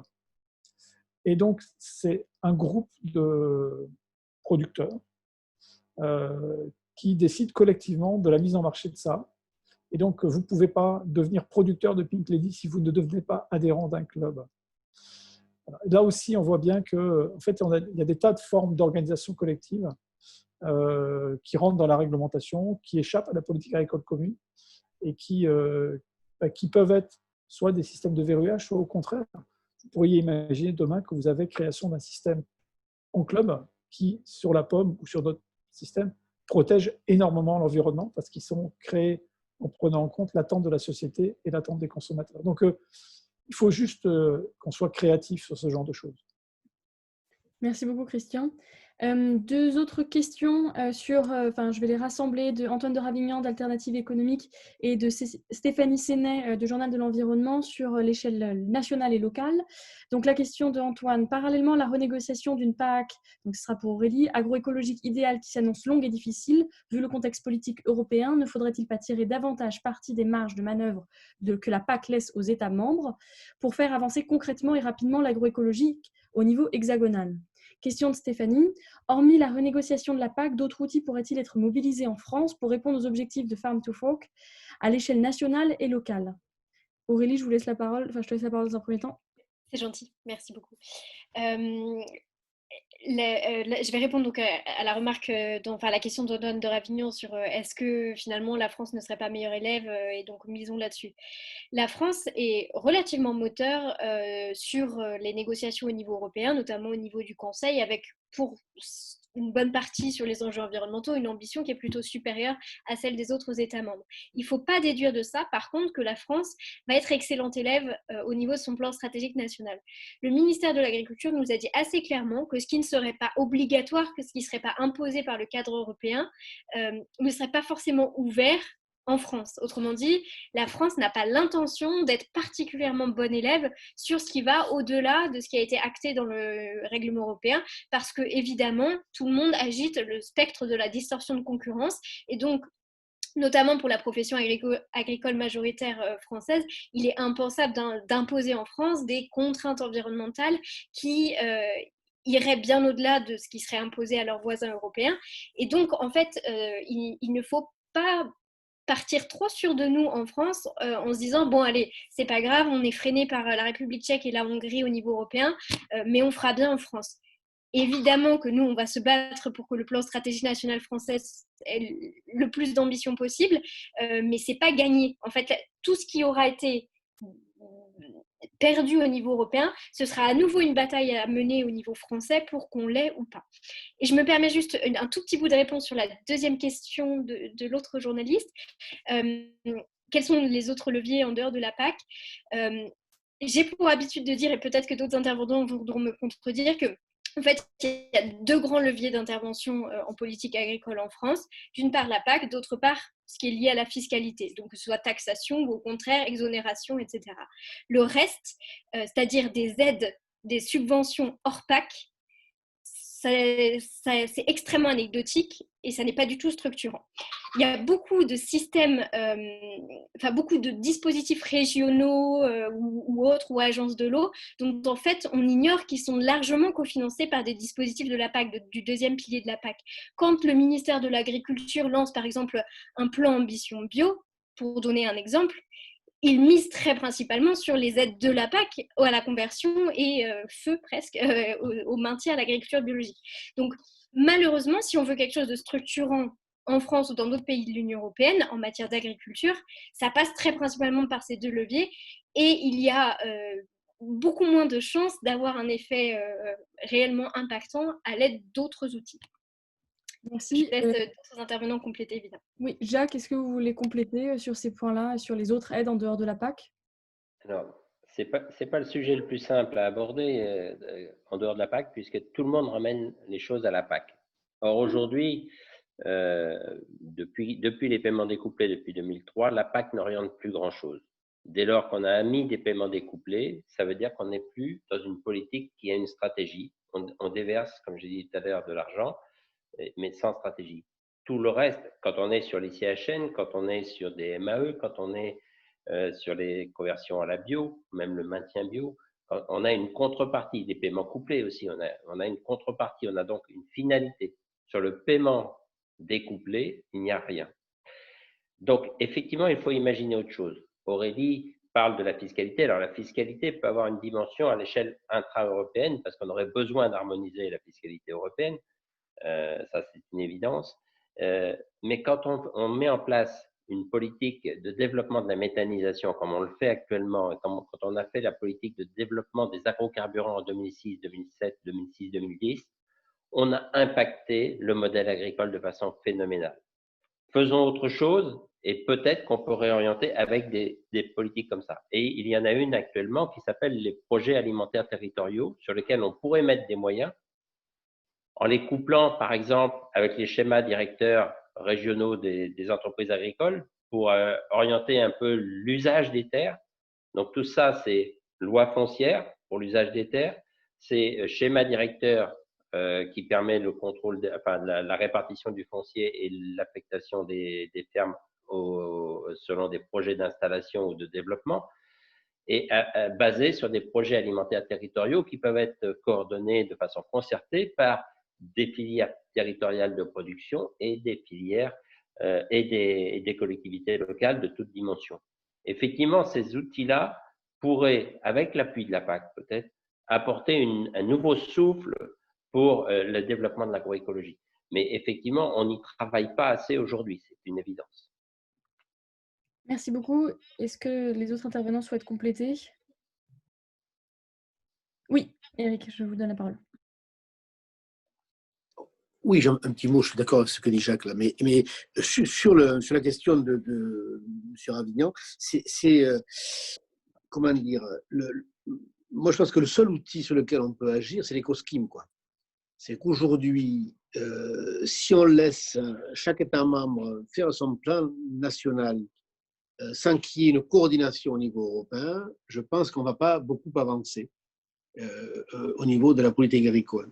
Si la Commission, au regard des objectifs de Farm to Fork et de la stratégie biodiversité, donc prend la mesure des enjeux, ce que j'espère, et donc fixe des règles beaucoup plus claires par rapport aux éco-schemes et des règles communautaires, donc, et que chaque État membre dans ses plans stratégiques nationaux s'inscrit dans un cadre qui est supranational, effectivement, je pense qu'on peut encore avancer. Et là, je mets de côté la partie des paiements découplés, qui pour moi est un combat qu'on va continuer à mener, mais qui me semble difficile dans les semaines et les mois à venir.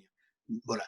Et ensuite, il y a la partie du second pilier, c'est, je le redis, les 15 milliards qui ont été versés au second pilier sur le volet MAEC. Là aussi, il faut, par l'approche de la conditionnalité, donc, qu'on mette en harmonie les grands objectifs et les moyens dédiés. Voilà. Et si la Commission ne met pas en corrélation ces deux outils, effectivement, ce paquet devant nous n'amènera absolument aucune réponse aux enjeux agroécologiques qui sont posés, ça c'est mon sentiment, par le cadre Farm to Fork donc, et biodiversité. Et c'est un sujet, donc, il est encore temps de poser des niveaux d'exigence, quoi. Mais encore faut-il qu'on s'accorde comment dire, sur la stratégie.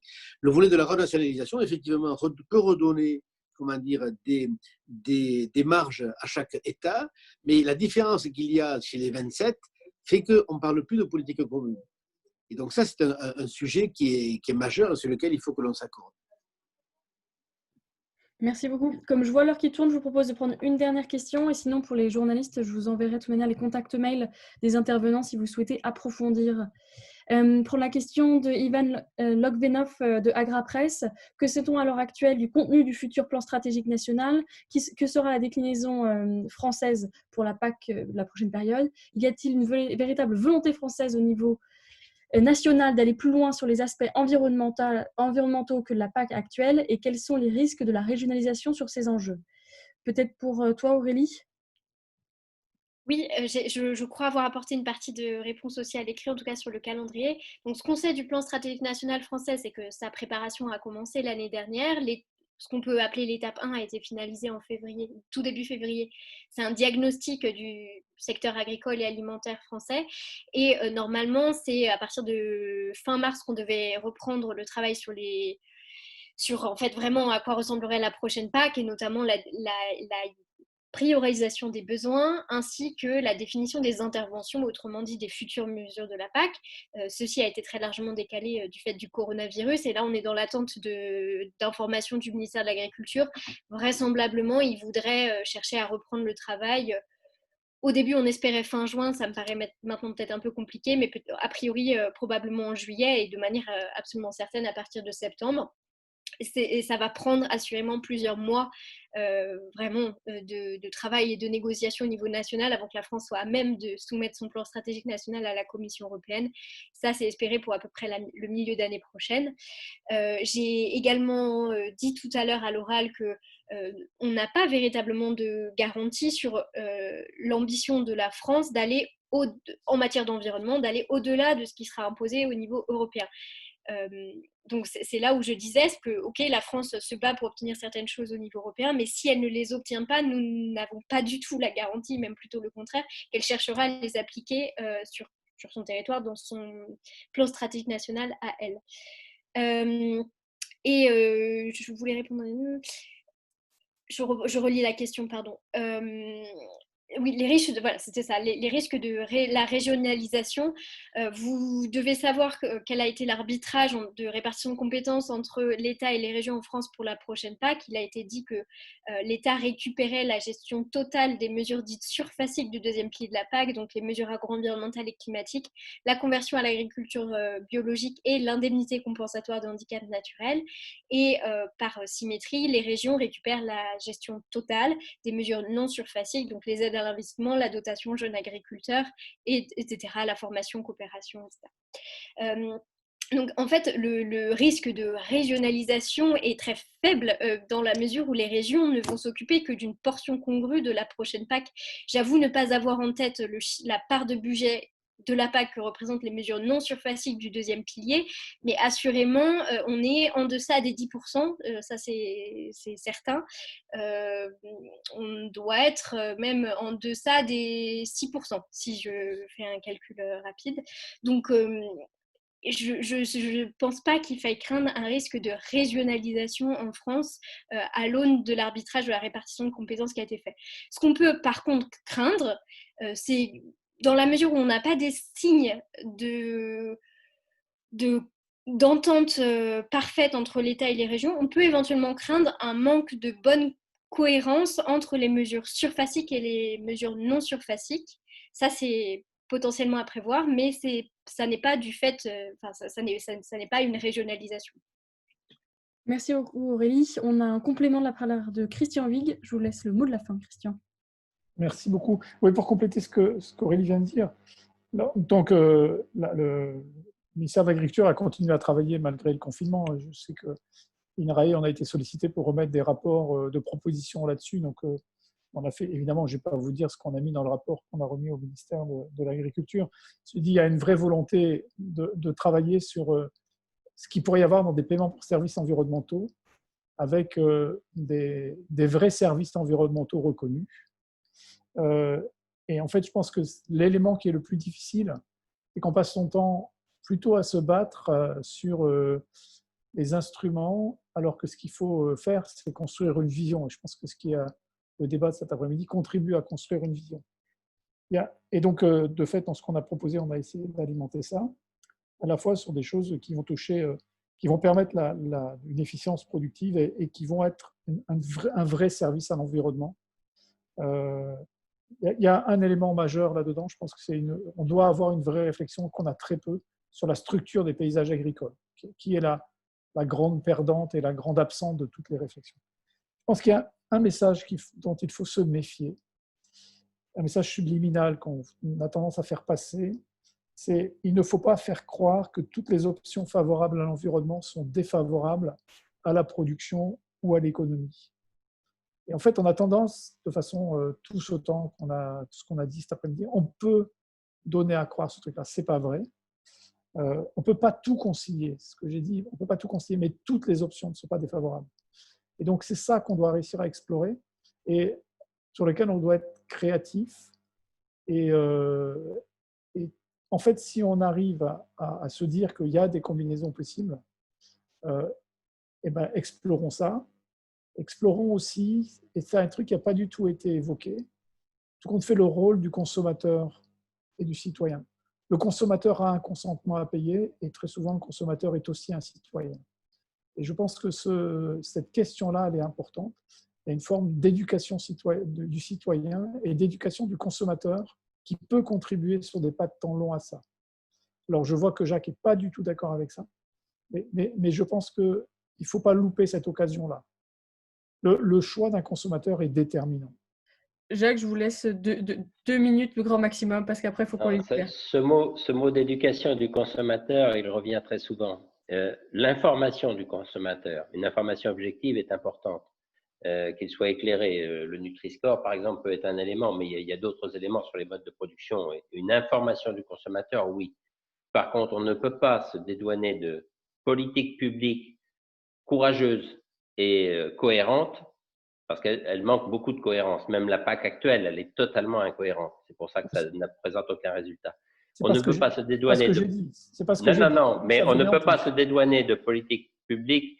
Très souvent, et au CESE, dans les travaux qu'on fait dans la section agriculture, toujours on parle du consommateur mais le consommateur, il a sa marge de manœuvre qui est quand même très réduite. Il y a les budgets publicitaires, il y a les questions de prix, de pouvoir d'achat et tout ça. La politique publique est faite pour être en amont. Effectivement, le consommateur, il faut l'informer et faire en sorte qu'il puisse avoir un choix éclairé. Mais ça n'est pas l'élément essentiel quand même, il me semble, quand on parle de politique publique. Le mot de la fin sera qu'on a besoin de tout le monde et aussi d'informer de manière très informatif aux consommateurs et pas forcément une question d'éducation.